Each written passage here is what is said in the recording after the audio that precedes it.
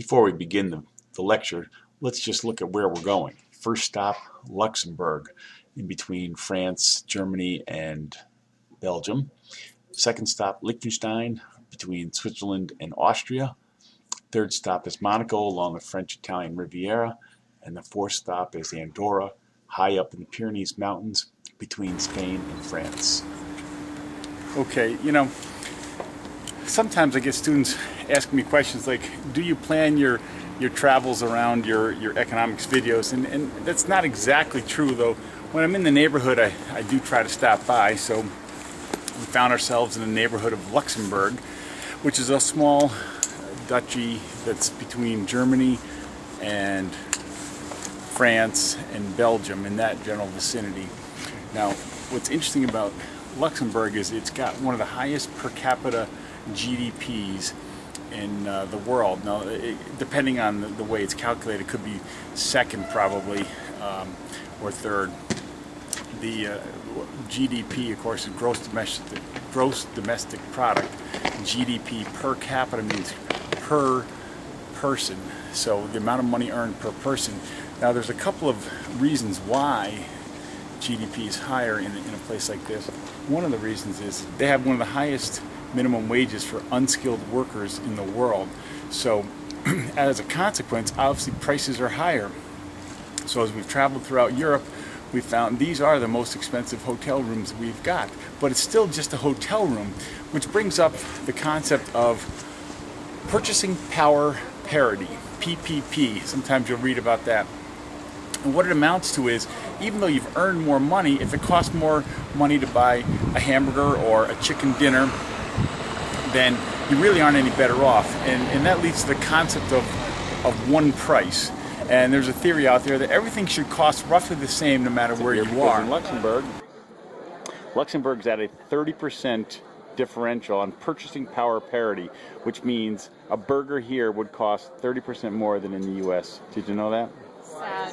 Yeah, in Argentina it's about a 13% discount, so it's cheaper to be in Argentina right now than it is in Luxembourg. Why are we in Luxembourg then? I don't know. It makes you wonder. It's one of the best medieval walls apparently in country. I've heard that about a bunch of medieval walls. Yes, because each one is a different country. Yeah, because in Luxembourg it doesn't mean too much. Yeah, It does mean much, but like... That's right, Luxembourg City, the Place Guillaume, they have rental issues too. It's every city around the world is having a hard time getting rental properties in the business districts to rent because everything's moving to the internet. So here I am in Luxembourg at €1.22 per liter. And total bill, 74 euros. What I paid in Germany was over 100 euros. For this is 61 liters, which is about 15 gallons. Without all the taxes here in Luxembourg, they can afford to sell their gas a lot cheaper than Germany or France. People must come here all the time for cheap gas. You know what I noticed? They don't use these the proper way. If this was in America, you would have to have this turned around so that the garbage man's claws will come up, grab it, and dump it, which means they're just using these as garbage bins, but not the efficient American way of the claws coming out, dumping the garbage up in the truck and taking it out, which means they're wasting time. I can tell it's not as efficient, not as productive. There's the back of the garbage truck in Luxembourg, and he has to hand cart them over, put them on, and then he has to clean off the truck, come back around. Clean off the cans. Clean off the cans, yeah. Okay. But he rinsed off the truck too, and then the driver drives. I'm here in a little town called Vaduz in the Principality of Liechtenstein. You can see the Prince's Castle over here. Actually, anything to the left is Liechtenstein, and anything to the right, the mountains over here, is Switzerland. But I'm at the home of a family friend who runs 12 pharmaceutical labs, and we're talking about what it is to deal with doing drugs, not doing drugs, making drugs. Oftentimes there's 10 different products that you'll try to make to turn into something that actually becomes something of value. And typically when they do that and you ask for a patent, the patent only lasts 15 years. So most of the profits that these companies make ends up getting turned back into research and development for future products. So that's his take on the pharmaceutical industry and big drugs.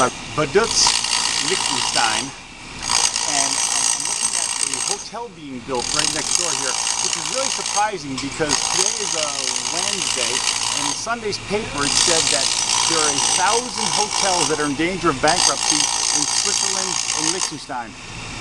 Let me explain why. In the last year, the Swiss currency has become overvalued by 15% compared to the euro, and the euro and the dollar are basically tracking side by side. But in the last 8 or 9 years, the dollar has fallen by about 30% compared to the euro. So that makes travel to Switzerland and Liechtenstein extremely expensive over the last decade, but in particular for the last year. So quite frankly, I am surprised that this hotel is going up, because although it's relatively simple prices here in Liechtenstein for a native, for any foreigners, this is an expensive country to be in. We, by the way, had a free lunch at a family friend, and then we're moving on. We're not spending money in this town. Or this country, for that matter, I guess is important. And one of the reasons that ours is being devalued so is because of all the deficit spending that the U.S. government is doing. So our deficit spending in the U.S. is causing hotel problems in Liechtenstein. Here we are in Monaco. No, I guess here I am. Now, when we talk about the determinants of demand, we often talk about income being one of the determinants of demand. Where best to talk about that than in Monaco, the little city of Monte Carlo. They're getting ready for the Grand Prix. See all those bleacher seats there? 850 euros per seat per day. It's a 4-day event. That's over $1,000 just to sit. But as you can see from all those yachts, there are people willing to pay that price. Not me, of course.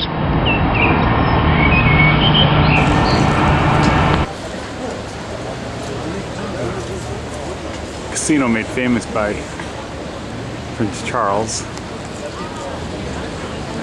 Every time they talk about casinos in Saratoga, I know what they're thinking. They're thinking Monte Carlo and all the riches that come with a place like this. But casinos really don't generate any productivity. The personal productivity of the nation has not increased. All you have is money going from one set of people to another. It's just an exchange. The world hasn't gotten any better. Have at least a little agriculture in them. But I've never really seen much in the way of farming space here for the Principality of Monaco. With all that housing, what are they going to do? They're going to put their crops on the roof? Let's see. Yep, crops on the roof. So in this case it appears as though they're only growing grass and moss. Why is it the most expensive place to live on earth, or one of the most expensive? Actually, it's because of their tax policies. Because though they may not be citizens, you can become a resident of this little nation, and as such, you're subject to the tax laws of that nation. You may be paying some foreign taxes in America or England or France, wherever you have the largest share of your economic activity taking place, but nonetheless, that is what has made this great. Every time somebody says it's okay to tax the rich, I think of Monaco, because that's where the rich all end up when you tax them too much. It's going to happen. That's what people do. People react. When they're taxed too much, they make changes in their life, including their residency. Andorra really has no reason to exist other than a place to have skiing, I suppose. So why does it exist? Well, it's a weird quirk of history. They apparently some forged documents of Charlemagne the Great that Charlemagne, may have not actually written, but they have them in their archives here, proving that he granted the rights to this area to so-and-so, and it somehow stayed independent for many years. Had a neutrality with both France and Spain, which is what kept it neither French nor Spanish. Anyway, why does Andorra exist nowadays? Well, in the winter, it's ski season, but the rest of the year, it's tax-free season. And there's fabulous, apparently, duty-free shops all over the country. And I noticed gas is about 40% cheaper here than it is in France. So this is what happens when a little tiny area is somehow declared its own special country. It creates a haven for businesses. It's really kind of odd when you're in a town like Andorra de la Ville, in the country of Andorra, high up in the Pyrenees Mountains, where it takes 4 hours from any major highway to get here. Look at all this stuff. None of it is produced here. Sure, they had some old ironworks back a couple hundred years ago. Maybe they grow a few grapes. They have a few cows for some milk, perhaps.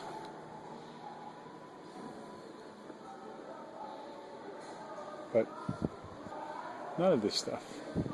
It's all taxes. Tax policy that made this town what it is. Okay, this is going to give you a sense of what Andorra is like, or Andorra la Ville, the city that I'm in.